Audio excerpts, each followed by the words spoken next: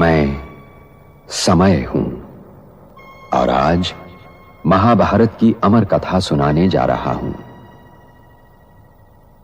यह महाभारत केवल भरत वंश की कोई सीधी सादी युद्ध कथा नहीं है। यह कथा है भारतीय संस्कृति के उतार चढ़ाव की। यह कथा है सत्य और असत्य के महायुद्ध की। यह कथा है अंधेरे से जूझने वाले उजाले की। और यह कथा मेरे सिवा कोई दूसरा सुना भी नहीं सकता, क्योंकि मैंने इस कथा को इतिहास की तरह गुजरते देखा है।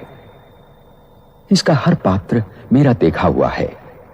इसकी हर घटना मेरे सामने घटी है। सतयुग की स्थापना के लिए कुछ नहीं करना पड़ता।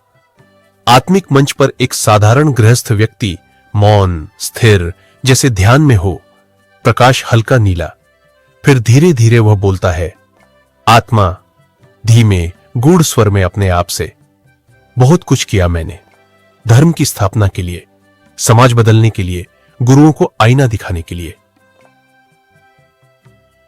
हर बार कुछ करने निकला और हर बार कलयुग थोड़ा और पनप गया। मैंने न्याय किया तो किसी के लिए अन्याय बन गया। मैंने प्रेम बांटा तो किसी के लिए अपमान बन गया। मैंने कई की तिजोरियां भरी तो कई के पेट खाली रह गए। एक लंबा मौन। फिर एक दिन मैंने कुछ नहीं किया, ना कुछ कहा, ना रोका, ना बुद्धि चलाई, सिर्फ देखा, जैसे ईश्वर देखता है, शांत मौन साक्षी बनकर, थोड़ा तेज स्वर में। और वहीं कहीं से सतयुग की पहली किरण फूटी। धीरे से मुस्कुराता है, जैसे किसी रहस्य पर दृष्टि पड़ी हो, क्योंकि जब मैं हटता है तो वह प्रकट होता है, और जब वह आता है तो कलयुग स्वतः विदा लेता है। धीरे से दोहराता है, मैं कुछ नहीं करूंगा। तब सतयुग आएगा। बहुत कुछ किया तो कलयुग पनपता गया। मैं ही दुर्योधन हूं, मैं ही अर्जुन, और मैं ही कुरुक्षेत्र। क्योंकि महाभारत बनते बिगड़ते रिश्तों और रिश्तों के आधार और जीवन सागर को मथकर जीवन के तत्व और सत्य का अमृत काढ़ने की कहानी भी है।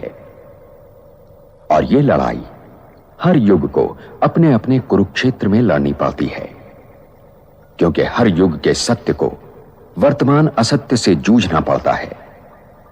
और जब तक मैं हूं, यह महायुद्ध चलता रहेगा और मेरा कोई अंत नहीं। मैं अनंत हूं। इसीलिए यह आवश्यक है कि हर वर्तमान इस कहानी को सुने और गुने, ताकि वो भविष्य के लिए तैयार हो सके।